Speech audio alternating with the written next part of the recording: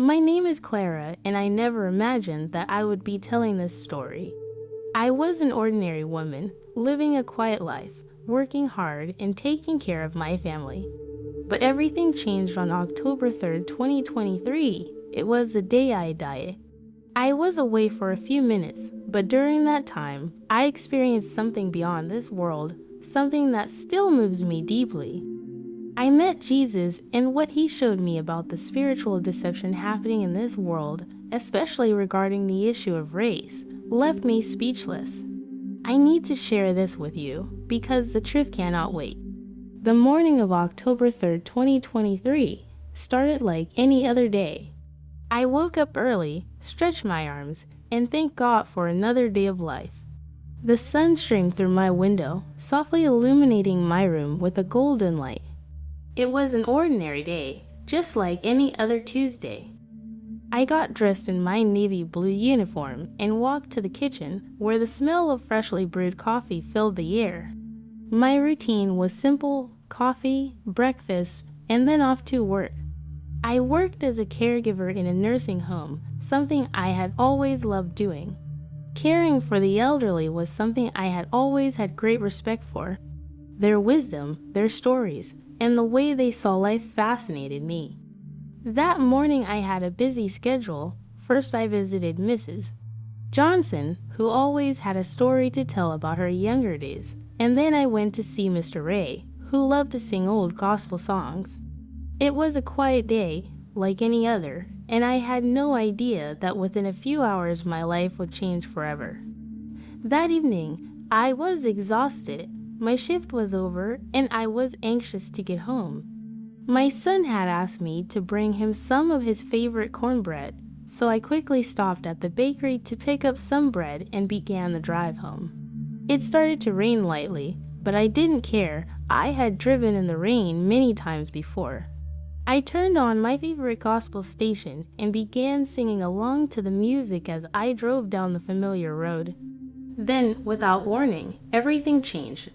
One moment I was driving, my hands firmly on the steering wheel, my mind filled with thoughts of dinner and rest.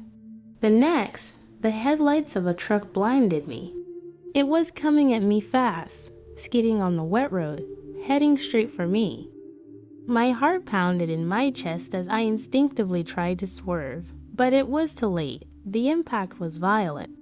The sound of metal twisting, glass shattering, and a deafening roar filled my ears. My body was thrown forward, the seatbelt tightening around my chest, and then everything went black. I don't remember feeling pain. I don't remember screaming. I only remember darkness. For a moment, everything was silent. There was no pain, no panic, just a feeling of deep emptiness. I should have been scared, but somehow I wasn't. I wasn't in my car anymore. I wasn't in my body anymore. That's when I realized something strange. I was floating, light as a feather. There was no gravity, no sense of up or down. I was simply existing, observing the scene of the accident. I could see the paramedics rushing toward my car, the worried face of a young doctor trying to pull me from the wreckage. I watched them helplessly, unable to speak. All I could do was watch in silence as they tried in vain to pull me out of the crushed car. Suddenly, something unexpected happened. I saw my mother. She had passed away 5 years earlier, but there she was, standing next to the ambulance, looking at the scene with a serene expression. She didn't say a word, but her eyes were full of love and peace. It was then that I knew she was dead. This realization, instead of frightening me, brought me an indescribable calm. I was no longer afraid. The pressure and stress of the world had disappeared, as if I had stepped out of time. That's when I saw the light. It wasn't the light of the truck's headlights or the ambulance's sirens. This light was different. It didn't come from one specific point, but was everywhere at once. It was warm, welcoming, like a presence calling to me. I felt a longing to go to it, an overwhelming longing, like it was a home I never knew I was looking for. As I got closer, a wave of love washed over me. I felt like I was being embraced by something immense, something that knew me completely, someone who was waiting for me. Then I heard a voice, "Clara, come." I knew immediately who it was. It was Jesus, and the moment I heard his voice, everything changed. I was no longer floating. I was being pulled into the light, as if I were coming home after years of being lost. The feeling of warmth and love and peace was indescribable, something I would never have experienced on earth. And as I got closer, something else happened. I felt a purity, a deep cleansing, as if all my faults, all my mistakes and regrets were being lifted from me. The light wasn't just bright. It was alive. It didn't just surround me, it was inside me. I knew he was there, waiting for me, and I didn't need proof. I knew it was him.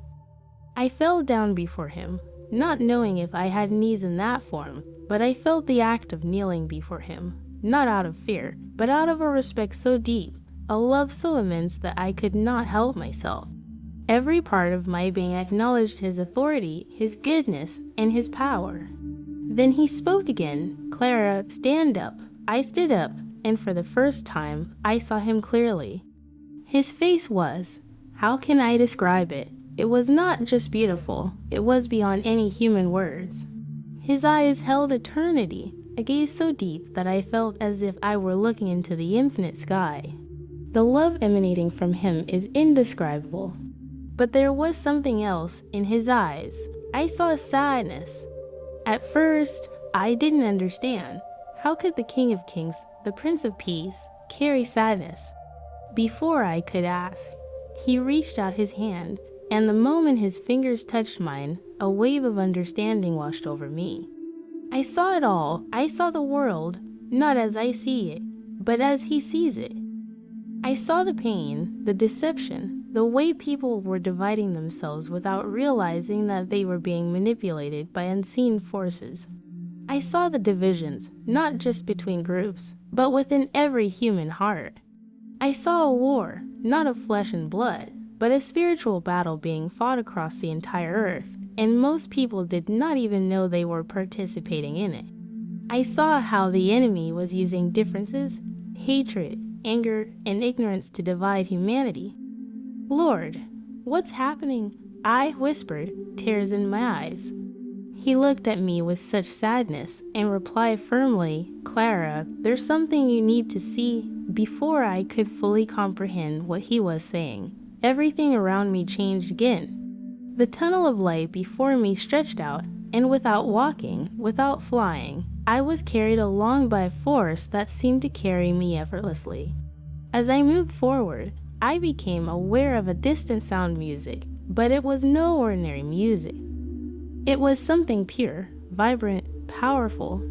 Voices joined together in perfect harmony, singing words I did not understand but somehow felt in my soul. Then I saw something incredible. The walls of the tunnel were not solid, but were composed of moving pictures. Each picture showed moments from my life, but not as I had lived them. I saw them through the eyes of Jesus. I saw myself as a child, sitting alone on the playground, thinking no one noticed me. But in that vision, I saw angels beside me, protecting me, even in the moments when I felt alone. I saw moments I had forgotten, kind words I had spoken to a stranger, moments when I had forgiven someone who had hurt me, secret prayers said by people who had never known. Every moment, every choice, every action I took reverberated throughout eternity. As I watched these scenes, tears began to stream down my face. "Lord, I didn't know," I whispered, trying to grasp the depth of everything he was showing me. But Jesus smiled softly, though the seriousness of his expression never wavered. "Every choice has weight. Clara," he said, his voice as soft as the breeze but filled with authority. "Every thought, every word, every action. So you need to see what comes next." The tunnel of light shifted once more, and now I was no longer looking at my past. What I saw ahead was the future. The brightness around me dimmed, and suddenly I found myself on an ordinary street, like any other city. People passed by me, each one immersed in their routine, as if nothing extraordinary was happening. However, there was something strange about the place. No words were exchanged, no conversations took place. People walked around with their eyes fixed on small luminous devices that seemed implanted under their skin. Financial transactions did not require cash or cards. They were done with a simple gesture of their hands. Families sat in restaurants, but instead of talking, they were all staring blankly into the air, as if guided by something invisible. I looked at Jesus, my heart beating faster. "What is it?" "Lord." He looked at me with a deep sadness, but an urgency that could not be ignored. "This is what comes next, Clara." I watched the strange, silent world around me, feeling the weight of it. Then Jesus explained to me firmly, "This is the future that awaits most: disconnection, silent manipulation. Humanity will be led to believe that it is evolving, but in reality it will be controlled by forces it does not even realize. Everything will seem convenient, safe, but it will be a trap. The truth will be distorted, and people will accept this new reality without question." I felt like the ground was disappearing beneath my feet. The divisions I had seen before between people were now clearer than ever. These weren't just physical and social divisions, but something much deeper. I saw how people would become increasingly isolated from each other, how humanity would lose its ability to truly connect. The view before me changed once more, and this time I was no longer on a street. I was in a place that felt more real than anything I had ever experienced. It wasn't heaven, not yet, but it was a place of divine presence where the light seemed to emanate from something purer, more perfect. The fragrance in the air was indescribable, a mixture of purity, love, and holiness that could not be explained in words. There was no sun, but the light radiated from a single point in the distance, shining brighter than anything I had ever seen. Then he appeared. I had already felt his presence, but now I saw him in his fullness. Jesus stood before me, his white robe shining in a way no fabric on earth could ever do. His face was both familiar and indescribable, and his eyes held oceans of wisdom, a fire of righteousness, and a depth of love so overwhelming that I felt as if I could dissolve into them.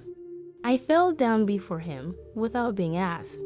Every fiber of my being recognized who he was. Not only my Savior, but the reason for my existence.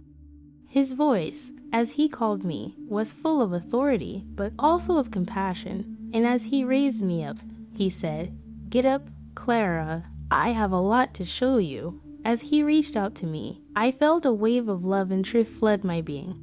Every fear, every doubt, every pain that I had carried throughout my life was lifted away, as if he had seen every wound in my soul and, with a simple touch, healed it.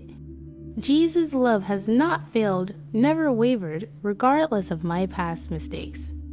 I looked at him and in a soft voice asked, "Lord, why did you bring me here?" He looked into my eyes with immense love and a seriousness that made my heart ache. "Because the world is being deceived, Clara, you need to see the truth before it's too late." Before I could fully process what he had said, everything around me began to change again.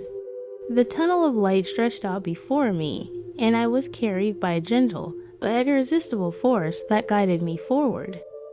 I was no longer walking or flying, but I felt as if I were being carried to a place I did not fully understand, but knew was essential. As I moved, I began to hear something in the distance music. But it was not like any music I had ever known on earth. It was pure, powerful, alive. The voices joined together in perfect harmony, singing words I could not understand but felt deep in my soul. As the sound grew louder, I realized something even more amazing. The walls of the tunnel weren't solid. They were made of moving images, like a movie screen. But what I saw weren't just random images. Each one showed moments from my life, but not as I had lived them. I saw them now through the eyes of Jesus. I saw my childhood, remembering moments of loneliness, but as I looked closer, I realized that even in the loneliest moments, There were angels all around me, watching over me. I saw things I had forgotten, kind words spoken to strangers, moments of forgiveness for those who had hurt me, prayers said in secret by people I had never met. It was all part of something much bigger, something I had never understood until then. I saw that every action I took, every choice I made, every thought, resonated farther than I could have imagined. Everything mattered, everything echoed into eternity. As I watched these images, tears began to stream down my face. I whispered, my voice breaking, "Lord, I didn't know every choice was so important." I was beginning to understand the depth of everything he was showing me. Jesus smiled softly, but the seriousness in his gaze never wavered. "Every choice carries weight. Clara," he said, his voice soft but full of authority. "Every thought, every word, every action. That's why you need to understand what you're about to see." And then the vision changed once more. I was no longer seeing the past, but the future. The light around me dimmed, and now I found myself on a street in a city that at first glance seemed ordinary. People walked around, going about their daily routines, but something was wrong. They didn't speak to each other. Their eyes were fixed on small devices, something implanted under their skin, and their actions were controlled by these devices. There was no talking, no laughing, no exchange of glances.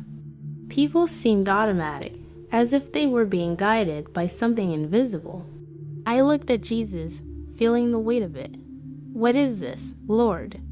He looked at me with deep sadness, but with the urgency I knew was necessary for my understanding.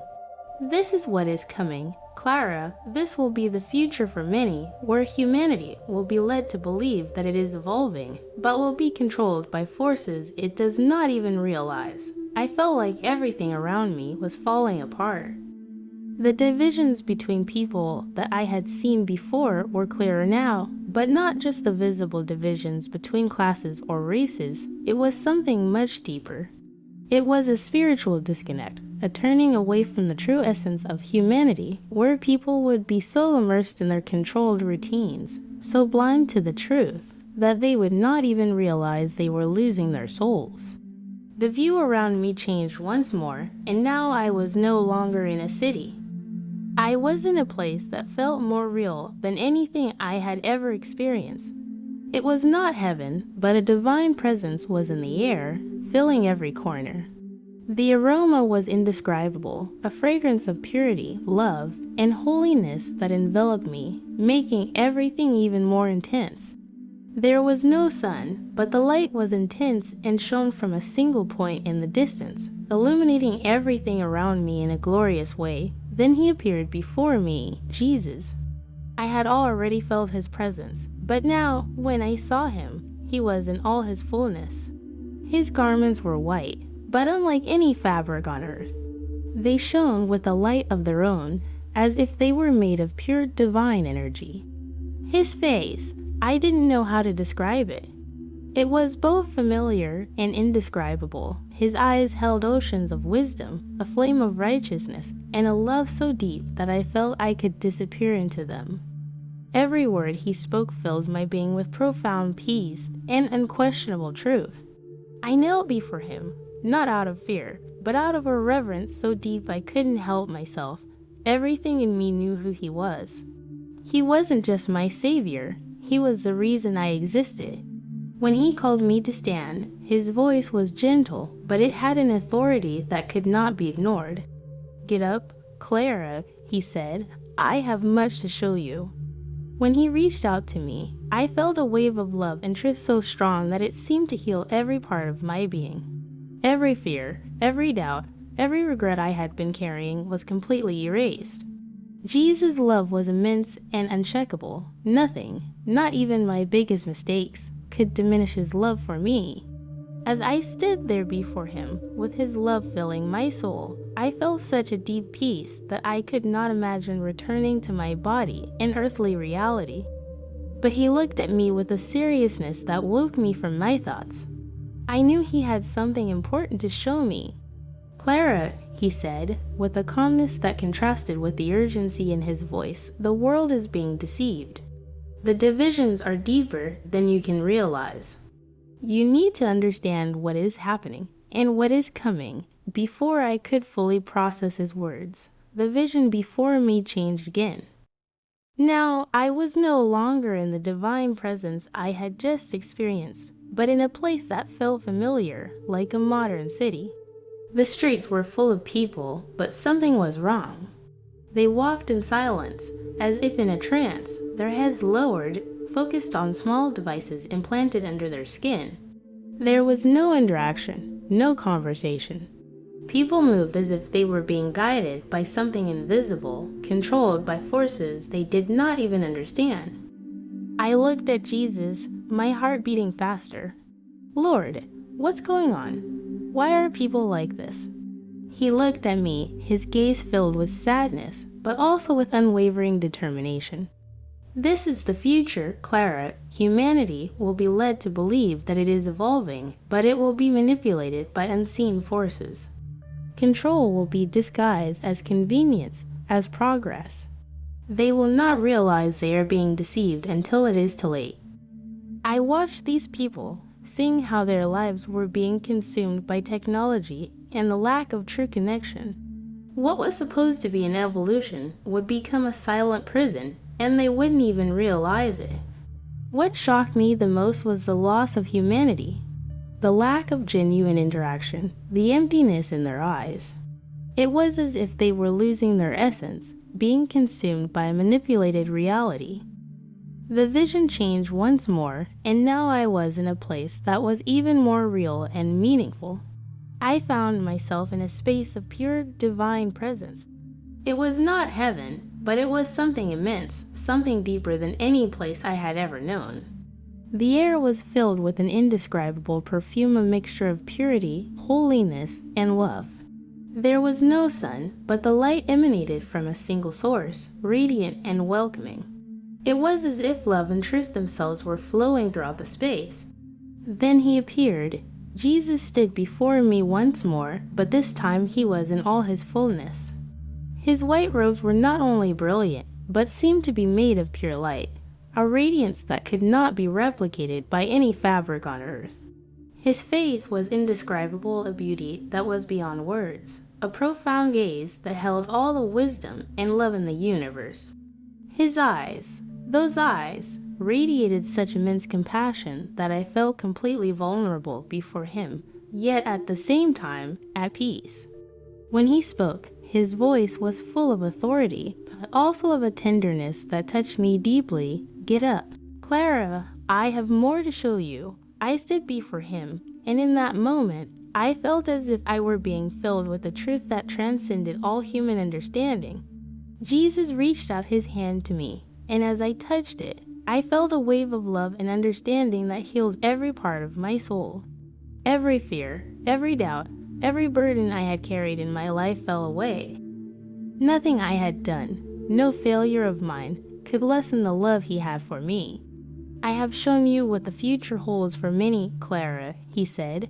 Now you must understand what needs to be done. Before I could fully understand what he meant, the vision changed once more.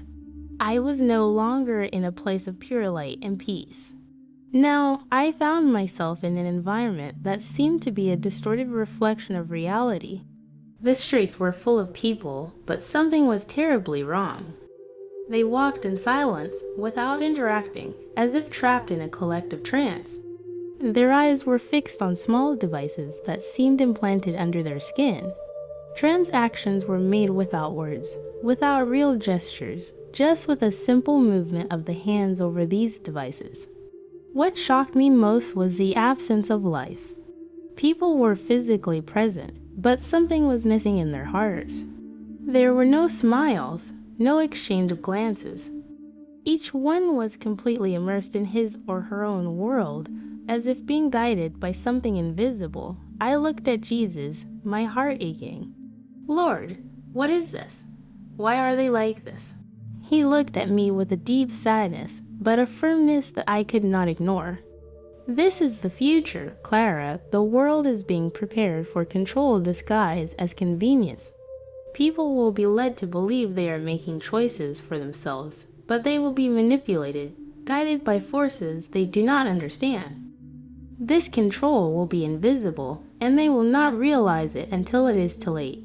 As Jesus spoke, the scene around me seemed to become increasingly oppressive. People, blind to the truth, were losing their ability to connect with one another in a genuine way. Technology, which was supposed to be a tool for progress, was becoming a silent prison, a spiritual prison that trapped humanity in its own choices, without them knowing they were being enslaved. What frightened me most was the empty look in each of their eyes, as if they were in a constant search but never found what they were truly looking for. Suddenly, everything around me changed again. I was no longer in a city or on a street, but in an open field with a breathtaking view of the horizon. The sky seemed whiter, clearer than anything I had ever seen. There was no logical explanation for the beauty of this place, but it was as if everything was in harmony with divine truth. The air was lighter, as if it were pure and fresh, without any taint of confusion or deception. Jesus stood beside me, gazing into the distance with an expression of deep concern and love. He looked at me, and his eyes held a weight I had never seen before. "Clara, the world has forgotten the power of free will," he said, his voice firm but filled with immense sadness. "They believe they are victims of their circumstances, but I have given them the greatest gift of all, the ability to choose." I looked at him, trying to understand, but, Lord, they don't know. They don't realize they're being deceived. How can they choose if they don't see the truth? He looked at me with a gentleness that touched my heart deeply. "This is why you must speak out. The truth must be stronger than the lie. The voice of those who follow me must be heard, Clara, because the world is being deceived on a deep level. They do not realize that they are headed for destruction, but there is a narrower, more difficult path, and that is where the truth lies." Suddenly, the vision opened before me, showing two distinct paths. One was wide, easy, and seemed comfortable. People walked along it without hesitation, without fear. But as they walked, I saw that something was beginning to consume their souls, as if they were being swallowed by darkness. The other path was narrow, full of rocks and challenges. It was difficult, but at the end, there was light. Jesus was there, waiting with open arms. "This is the path that few choose," he said, looking at me. "Most choose the easy path, the path that seems painless, without suffering. But that is the path that leads to destruction. The other path is the one that leads to life. It is difficult, but it is the only one that leads to me." I felt the weight of Jesus' words. The dilemma between the two paths was clear before me, but at the same time, the choice had never been so difficult. The broad path seemed easy, without challenges, but the feeling that it led to darkness left me uneasy. The narrow path, on the other hand, was full of difficulties, but it was the only path that led to true life. I looked to Jesus, my heart full of questions, but he just looked at me with immense love and said, "You have a choice, Clara. Every person has their own choice, and I do not force anyone to follow me, but it is your choice that will determine the eternal destiny of your soul." I looked at the two paths again. The wide one seemed welcoming, but the darkness that spread from it filled me with indescribable fear. The narrow one, though challenging, was filled with light and hope, and at the end, I knew I would find Jesus. There was no longer any doubt in my heart. The easy path would be tempting, but I knew it was not the path God had planned for me. "I choose to follow you, Lord," I said with renewed certainty, "even if the path is difficult, even if I must go through tribulations. I choose the truth." Jesus smiled at me, his expression full of approval and affection.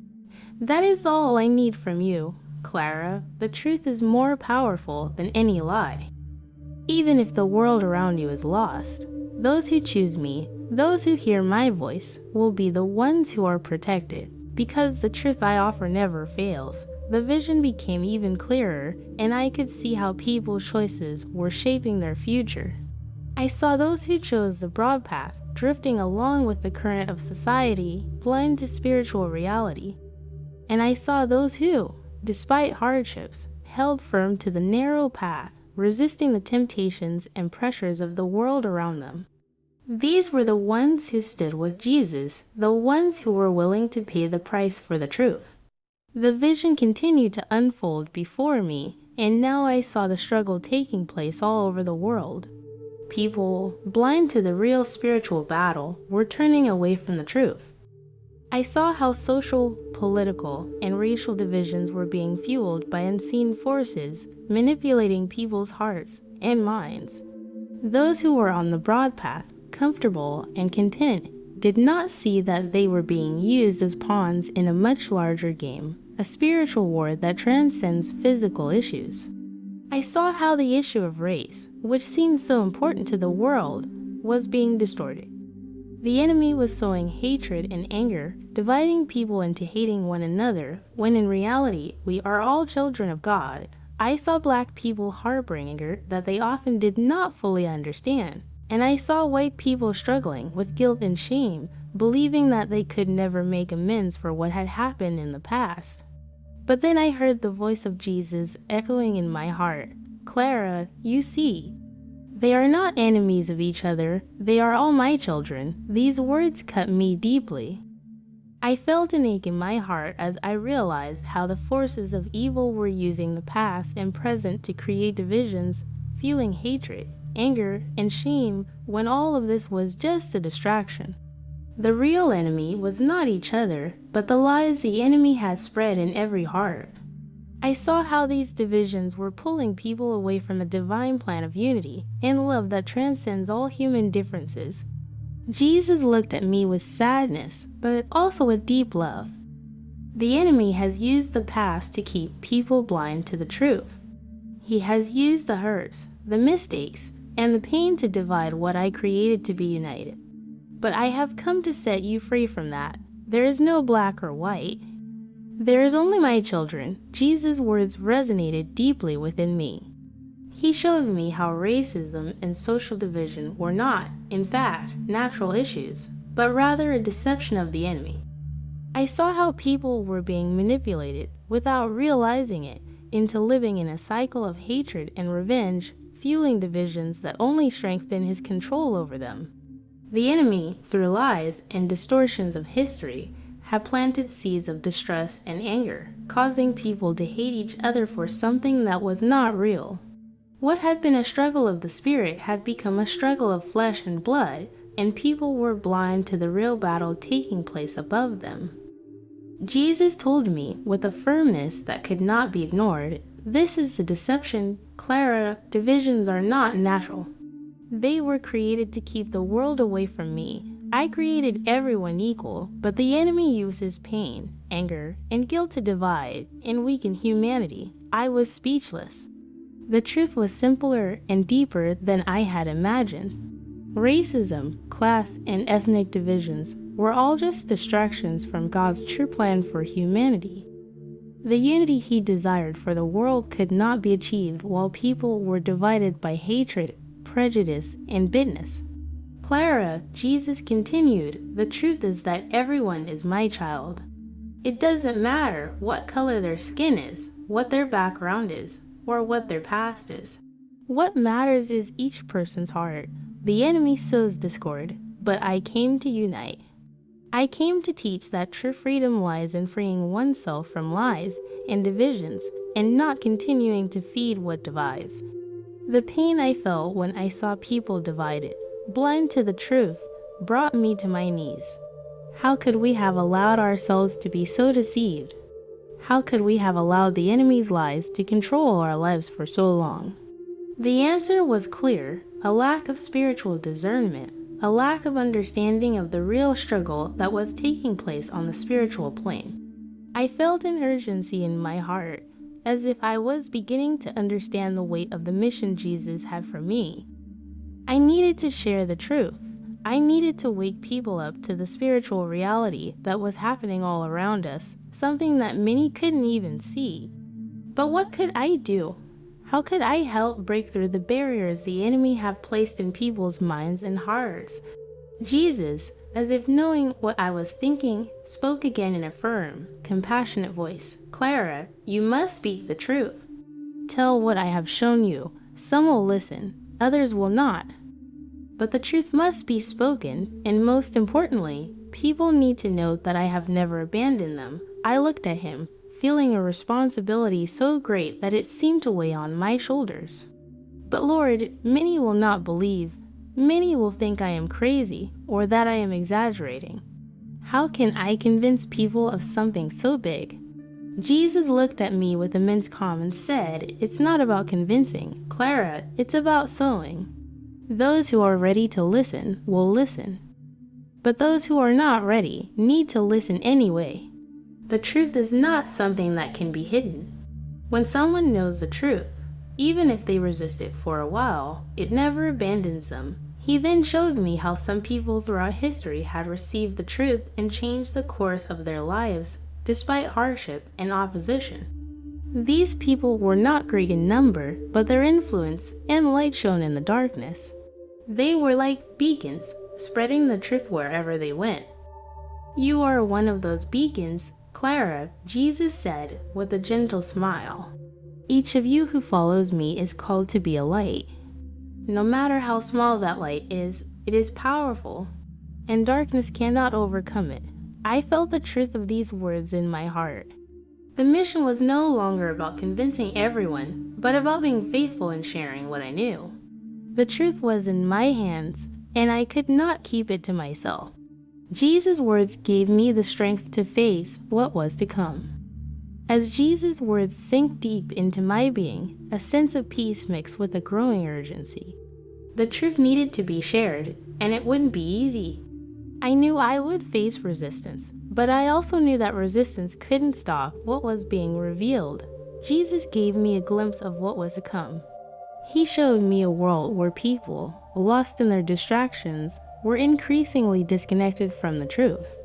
A world where the truth would be manipulated, distorted, and lies would become the new norm. But at the same time, he showed me something else. I saw lights shining all around the world. They were small, but powerful. They were people who, despite everything, still saw and understood the truth. They were beginning to come together, not because they stood out from the masses, but because their faith and conviction were unshakable. They were willing to go against the grain, to walk the narrow path, no matter what the obstacles. And as they came together, their light grew stronger, brighter. These small lights were beginning to form a network of spiritual resistance that challenged the lies and divisions of the world. These are my strengths, Jesus said, a deep satisfaction in his eyes. They are those who choose the truth, those who are not afraid to face the darkness with the light I have placed in them. They are the ones who will change the world. I saw that despite the great number of people who would be deceived, spiritual resistance would also grow. And this resistance would be fueled by the truth, by the courage of those who would stand up and speak what they needed to hear.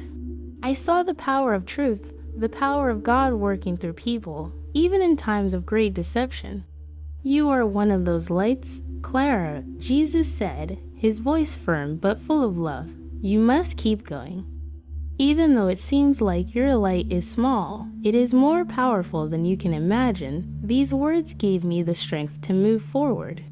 I knew the path ahead would not be easy, but I also knew that I was not alone. Every person who chose the truth would become part of this network of light, and together we would be stronger. After hearing those words, a sense of peace and determination filled my heart. I knew the journey would be long, full of challenges and resistance, but the mission was clear. The truth needed to be shared, and I was a part of that divine plan. The truth was not just a word, but a living power that transcended time, distance, and obstacles. And even if many did not hear it right away, it would continue to echo in the souls of all who were ready to hear it.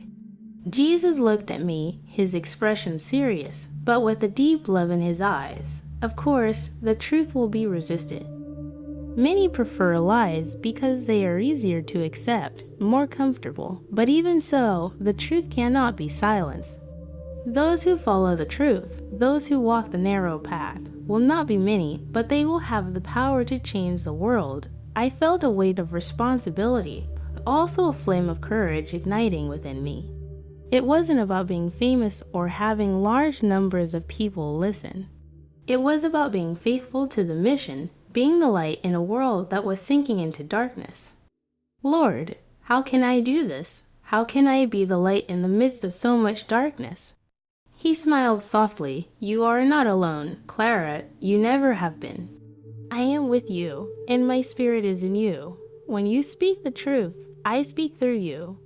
When you act the truth, I help you act. I felt God's presence more deeply than ever before, as if an invisible force surrounded me and sustained me. Every word I spoke, every action I took, was not mine, but His. He was empowering me, and I just had to be faithful, no matter what hardships or adversities came my way. Now, Clara, you have a choice. You can return to your body, to your life, and continue what you started. Or you can stay here, where peace and love are complete. The decision is yours. I looked up at him, my heart filled with love and gratitude. I knew I couldn't stay here, that my mission was just beginning. I choose to come back. Lord, I choose to go and share what you have shown me. I cannot let this truth be lost. I felt a force pulling me, as if I were being pulled back into my body. The floating sensation disappeared, and I felt the weight of my body returning. The sound of the hospital monitors, the smell of the room, the pressure of my body on the bed, all of it made me realize that I was back. I opened my eyes and saw my family around me. Their expressions were of shock and relief. I knew in that moment that my mission was not over. I was alive for a reason. My heart was still heavy from all I had seen and experienced. The pain of knowing that so many were still blind to the truth consumed me, but there was also a spark of hope. I knew that the truth I brought needed to be shared, no matter how much people resisted or doubted it. The doctors had told me I wouldn't survive the accident. But here I was, back with an urgency in my heart to tell the world what Jesus had shown me. I needed to warn people about the spiritual manipulation that was happening, about how social divisions were being used to keep us from the truth. The battle was not against people, but against the lies that kept us trapped. I need to tell them, I whispered, my voice weak but full of determination. My sister leaned over to me, tears in her eyes, and asked what I wanted to say. I tried to speak, but the words wouldn't come out. My body was too weak, but inside me, there was a renewed strength. I knew that when the time was right, I would have the opportunity to share all that I had seen, all that Jesus had revealed to me. The following weeks were difficult. The people around me could not understand what I had experienced. For many, it was just a nightmare caused by the accident, a delusion of a disturbed mind. Some tried to convince me that I was just dreaming, but something inside me knew it was real. The truth I carried was stronger than any doubt. I kept speaking out, even when many laughed or looked at me skeptically. But over time, I began to meet others who were waking up, others who began to hear the truth and recognize the manipulation that was happening all around us. Every person who understood, every person who stood up for the truth, made the light a little brighter. And when I looked at these people, I realized that I was not alone. Jesus was right. The truth never fails. Even if few listen, the light could not be extinguished. And with that, I knew my mission had only just begun. Because those who choose the truth are stronger than any lie. And as long as there is light, there is always hope. I didn't know what the future held for me, but I knew one thing for sure: the spiritual battle was real. And no matter how much the world tried to turn us away from the truth, we who follow Christ would never be defeated. If you feel led to continue on this journey, to seek more and to strengthen your faith, subscribe to the channel and activate notifications so you don't miss any important messages. Here, together, we will continue discovering the truth, sharing light, and walking with Jesus every step of the way. Don't forget, your choice to follow the truth and nurture your faith is what transforms the world around you. Join us and continue on this path. May your faith always be the light that guides your life.